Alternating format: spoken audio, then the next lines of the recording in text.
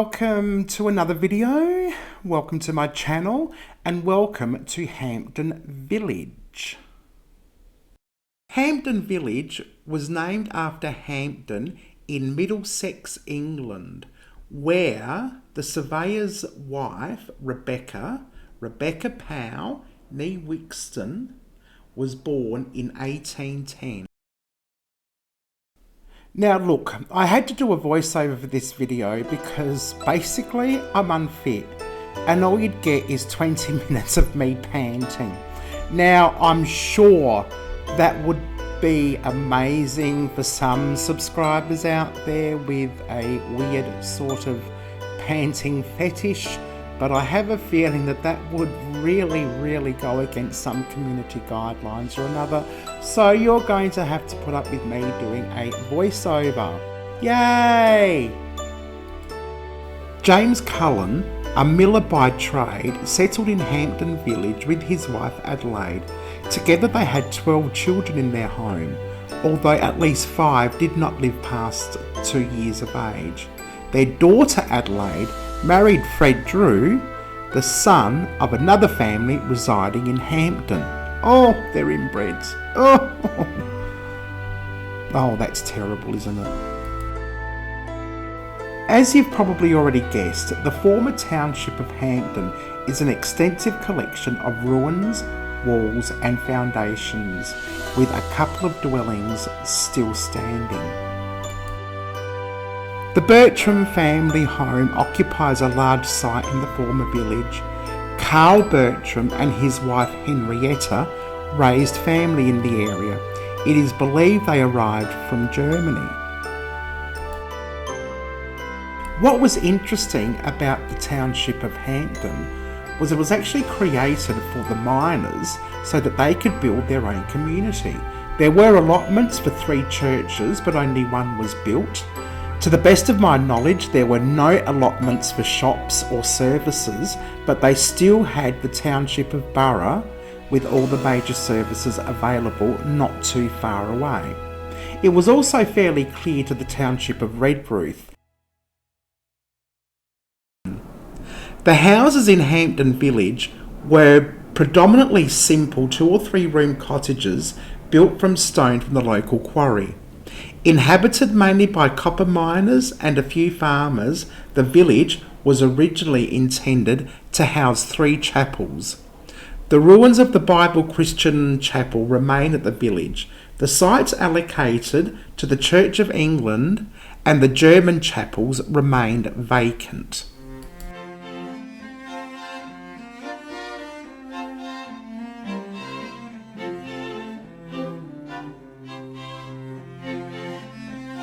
During Burra's peak mining period between the 1860s and the 1870s, it was quite a bustling settlement which housed up to 30 dwellings. There were many mining settlements planned in the Burra area, but not all were developed. Some of the areas settled. The village of Hampton was the most substantial and the longest lived. Of all the outlying settlements like Hampton, only a very few survived the 1870s. Most were made of temporary buildings or shelters, such as tents, that quickly disappeared, leaving no physical traces that there was even a village.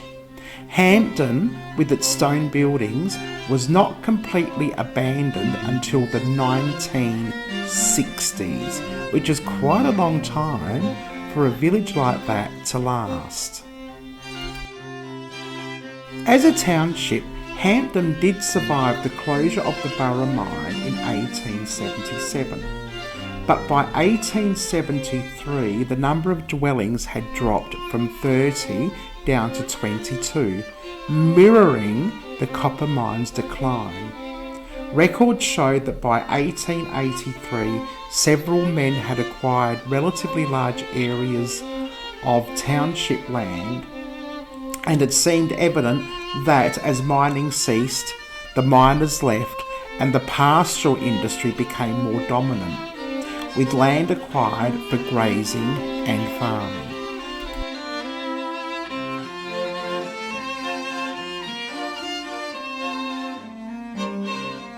So by the 1890s, Hampton had been transformed from a relatively busy mining town to a very poor and fairly run-down settlement. The houses were largely occupied by widows and labourers. And it took 50 to 60 years before the township was completely abandoned. The last two families, as I said, departed in the mid-1960s. The original layout of the former village is evident as you walk through the area that is now a tourist attraction. The fences and the walls of the stone residences and buildings provide a glimpse into the lives of the residents who lived in the small mining town.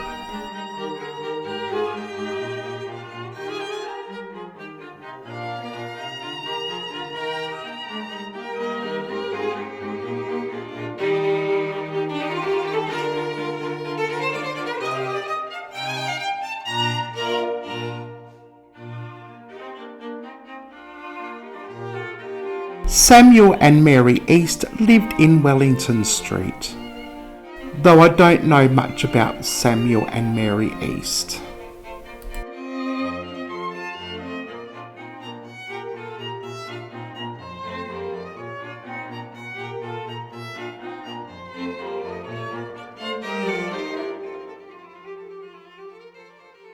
Villages like Hampton were built so that miners can escape the high rent for homes charged by the mining companies.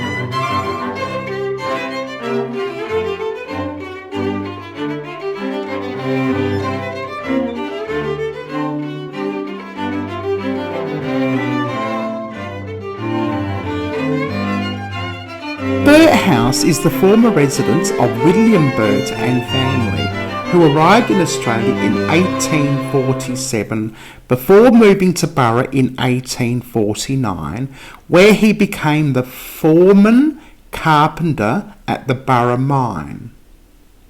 Leaving the area to try his luck in the Victorian goldfields, he returned to his old job when he was unsuccessful in his search for gold. Later he became a builder after working at the Bon Accord mine.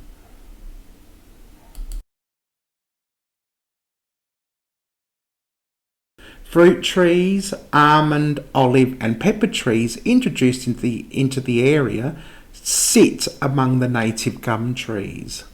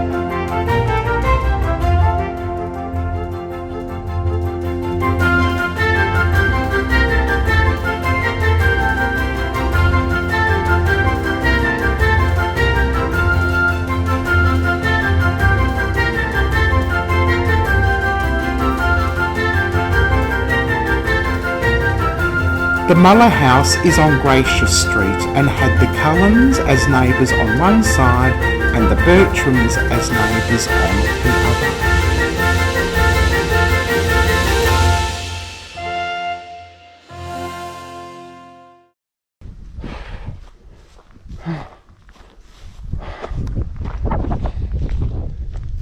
Now this is pretty much the end of my tour, and I can tell you I was glad to see the car.